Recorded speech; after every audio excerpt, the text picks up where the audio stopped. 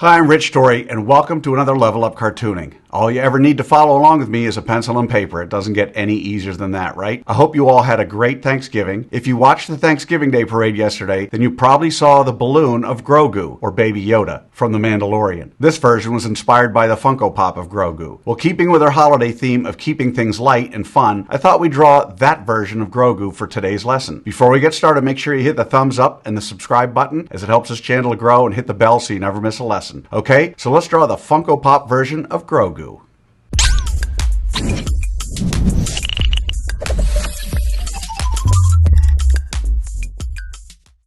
We're going to draw our Grogu step by step, giving you the secret formula to be able to draw him again and again.